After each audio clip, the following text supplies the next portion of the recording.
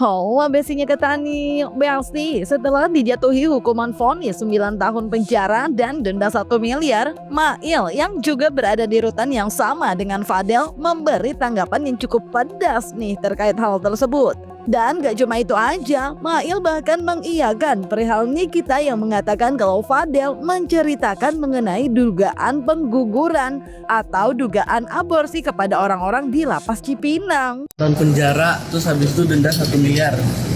Makasih ya, geng. Bye. Emang dia ya udah ya? Iya, udah. Gimana mungkin tanggapannya kemarin? Ya, Min. Apa? Gimana tanggapannya? Tanggapan Mail cuman ya udahlah lu jalanin aja. Kan karena aduh, Mail pengen ngomong sebenarnya. Ngomong aja ke Mail. Ayo, nih buat kalian penasaran kan gue di sono ketemu apa enggak? Tadi kan Niki udah bocorin dikit sih. Apa? Katanya Fadel cerita ke sel soal Loli. Iya. Cerita kok. Yang masalah ngegugurin juga dicerita. Terus apa? Dia ketemu Mail juga gitu nggak berani negor. Mail kan orangnya bertengger aja begitu kalau lagi di lapangan ada Mail dia menghindar gitu. Oh, tapi terakhir dia ketemu, dia minta maaf. Itu sebelum dia vonis tuh. Oh, Selasa kemarin. Minta maaf ketemu, dia minta maaf, katanya maafin gue gitu. Terus dia bilang, lu ngapain minta maaf sama gue? Lu minta maaf lah sama maknya, kan gue bukan maknya gitu. Tetapi gue jelasin juga kayak mau kayak gimana pun Loli itu gue tahu dia itu dari dia masih balita gitu. Jadi gue tahu sifatnya tuh anak gimana. Tapi puas nggak sih Mail sama putusannya, vonisnya si Fadel sendiri gitu mungkin? Dia mau ngajuin banding ya? Iya. Yang semoga aja nggak naik tuh. Thank you ya Mail. Ya, vonis Fadel yang telah dijatuhkan belum lama ini memang tak hanya banyak disorot warganet, tapi juga beberapa konten kreator dan selebriti, salah satunya Satria Mulia. Dalam unggahan di akun TikToknya, Satria Mulia menyebut kalaupun ternyata apa yang dikatakan oleh kuasa hukum Fadel itu benar terkait dugaan kehamilan Loli sudah terjadi ketika di Europe, menurut pendapatnya Fadel hanya tumbal. Namun juga salah karena kenapa mau ikut-ikutan terlibat dalam masalah tersebut. Terlebih Satria yang juga membahas perihal tabur tuai yang disampaikan Oya Abdul Malik, kuasa hukum Fadel. Bagi Satria hal tersebut diduga bisa aja dari korban Fadel yang pernah ia pukul, namun kala itu ia tidak dipenjara. Hingga akhirnya menuai karmanya sekarang di penjaranya dalam kasus lain katanya. Ya, kita lagi istirahat sidang Niki. Tadi sidang Niki ada TikTok juga. Kita lagi makan di restoran Aruma. Ya. Jadi sidang tadi itu ya, kita bahas Fadel aja dulu lah. Dah ya, sidang Niki udah banyak ya. Kalian nanti nonton di infotainment aja. Ya, tadi kan Trans TV wawancara gue. Mungkin tayangnya besok atau nanti. Nah, menurut Satria Mulia gimana sih kasus Fadel ini? Nah gini, kalau yang gue lihat dari statement pengacaranya tadi malam ya, kalau itu memang benar bukan kronologis yang dibuat-buat, gue simpulkan berarti ya si Fadel ini tumbal. Nah salahnya si Fadel ini, kalau dia memang mengetahui kalau Loli itu sudah membawa itu dari Eropa, kenapa dia ikut campur mau jadi pacarnya si Loli? Terus dia itu ikut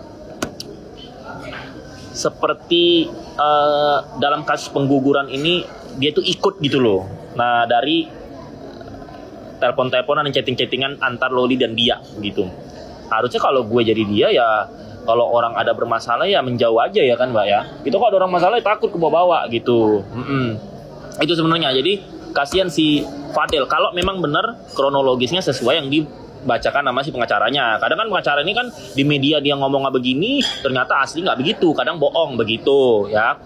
Tapi kalau gue melihat ada karma dan tabur tuai di sini. Hidup itu kan karma guys. Apabila kita memperlakukan seseorang itu baik, maka karmanya baik. Apabila memperlakukan seseorang itu jahat, maka karmanya juga jahat. Nah, kalau nggak salah si Nikmir itu kan pernah bilang kalau si Fadel ini pernah terjerat kasus pemukulan 2 kali, tapi dia tidak dipenjara. Ini gimana nih hukum Konoha ini, ya kan? aku kadang kalau lihat hukum konoha ini nggak tahu, ada yang jelas, ada yang nggak tahu lah, nggak tahu gimana begitu loh. Nah jadi berarti ini adalah karma dari dia pernah memukul orang, ya karena gini, kadang kan kita kalau bermasalah sama orang, kita jahat sama orang, karma yang kita terima tidak harus dari orang itu, bisanya dari orang lain yang membalaskan karma sakit hati orang lain yang sudah kita sakiti. Nah, mungkin ini adalah doa dari ibu atau doa dari orang-orang yang pernah dipukul sama si Fadel. Nah, karmanya lewat mana? Lewat Loli. Jadi dia di penjara dalam kasus persetubuhan dan pengguguran ini gitu. Dia tidak dipenjara dia tidak dipenjara kasus pemukulan. Padahal kalau pemukulan itu juga ancaman hukuman di atas 6 tahun loh. Kalau di 2 kali dia mukul berarti kan 6 tambah 6 12 kali, tapi dia nggak dipenjara, berarti kan lolos. Nah, dia nggak lolosnya di kasus ini, maka dapatlah dia 9 tahun dan denda 1 miliar begitu. Jadi kesimpulannya gitu aja sih. Kalaupun di kasus Loli ini Fadel itu tumbal atau tidak bersalah, tapi setidaknya dia menerima karma dari dia pernah mukul orang sebanyak 2 kali. Nah, kalau Satria Mulia menanggapi vonis Fadel perihal karma tabur tuai berbeda dengan pengacara kondang Hotman Paris, di mana menurutnya Fadel telah salah strategi dengan menari-nari di sosial media dan juga salah memilih kuasa hukum. Terlebih menurut Hotman, ia pernah mengingatkan Fadel melalui unggahan video di sosial medianya. Ditambahkan lagi oleh Hotman, perihal Loli yang disebut kuasa hukum Fadel diduga telah hamil sebelum sampai di Indo. Menurut Hotman, inti pidananya adalah hubungan intim keduanya yang diakui.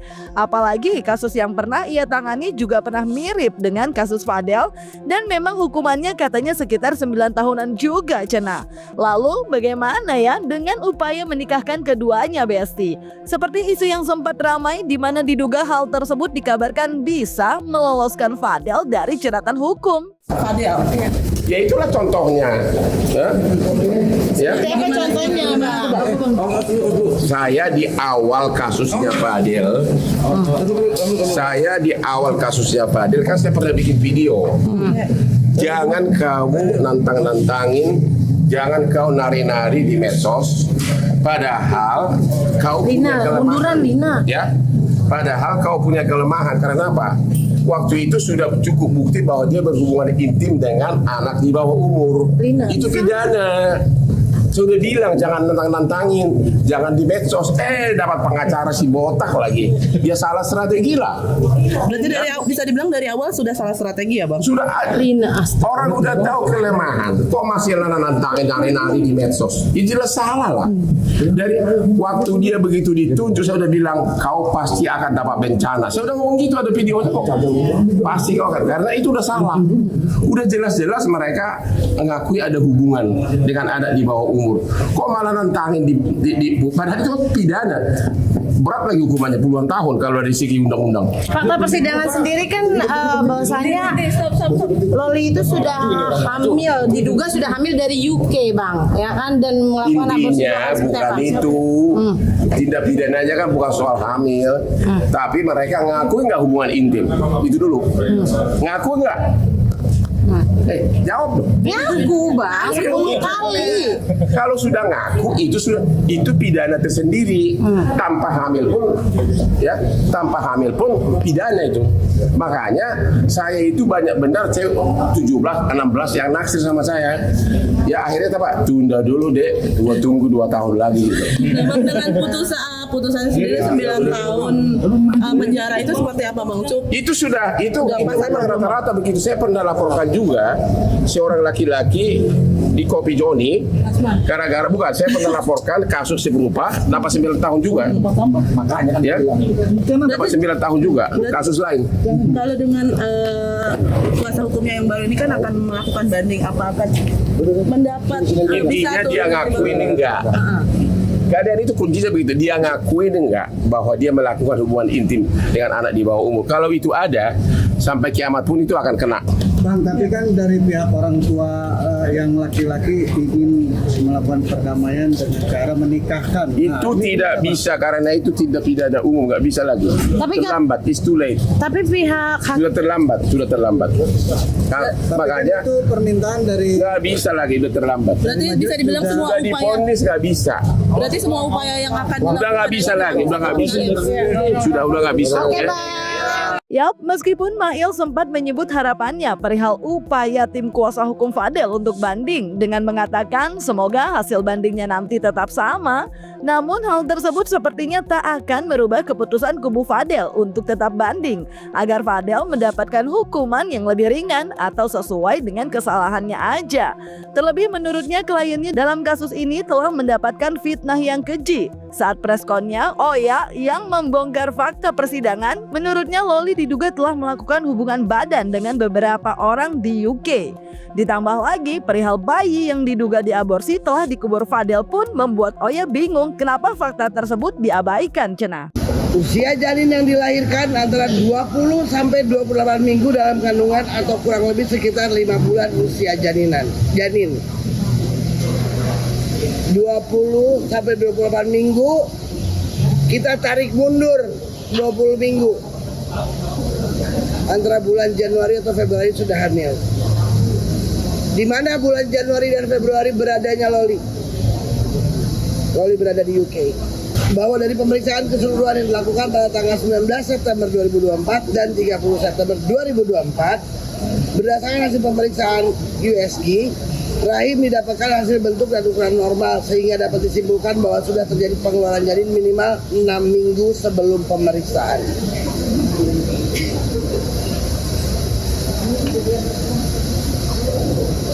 Tidak ada Fadel di dua peristiwa aborsi. Bahwa faktanya dalam persidangan Fadel mengakui ditelepon saat sudah selesai terjadi pendarahan. Kemudian yang kedua dia ditelepon, dikasih tahu janinnya keluar. Saya tanya Fadel di depan persidangan, saya tanya sebesar apa? Sebesar ini. Sudah lengkap, sudah. Dan sudah dikubur oleh Fadel. Menjadi pertanyaan buat saya. Dari mulai pemeriksaan di Polres Jakarta Selatan sampai masuk di dalam dakwaan, tidak pernah dibahas soal janin yang keluar sebesar boneka. Ada pernah kalian dengar itu? Kenapa itu tidak diperiksa? Anak korban mengakui di UK pun dia berhubungan badan dengan beberapa laki-laki. Itu fakta persidangan. Tak ingin kliennya menerima fitnah dan menanggung hukuman yang tidak seharusnya seberat itu, Oya pun berencana bakal membongkar kuburan dugaan anak Loli untuk dilakukan tes DNA sebagai upayanya nanti dalam banding yang akan dilakukan. Nah, dia baru pulang bulan Maret. Terus kalau benar, kenapa harus Fadel yang menanggung? Kenapa hukum harus kalah sama tekanan publik? Kenapa fakta persidangan ini dikesampingkan? Ada apa dengan hukum Indonesia? Yang berbuat siapa? Yang memikul siapa? Kalau sekarang saya mau bilang, berdasarkan keterangan Loli di dalam persidangan, dialah yang punya inisiatif untuk aborsi. Boleh nggak sekarang saya bilang? Menurut saya ya, saya berpikir oh iya, pantas dia punya inisiatif untuk menggugurkan karena sudah dari sana.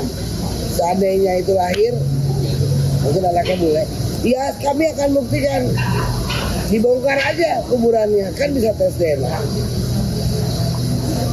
Iya dong. Masa klien saya harus nanggung? Saya tidak membenarkan apa yang dilakukan oleh Fadel dan Loli. Tapi bukan berarti hal yang dia tidak buat harus dia pikul. Jadi semua orang yang sudah ikut penghujat, jaksa yang menuntut mengada-ngada, polisi yang sudah memaksakan ini, selamat tanggung jawab ya akhirat ya atas fitnah yang luar biasa ini. Ini luar biasa. Ini buat saya ini kekejian luar biasa. Dan tidak, yang saya bingung, Loli ini dibuang akhirnya. Dibuang nggak menurut kalian? Kasihan.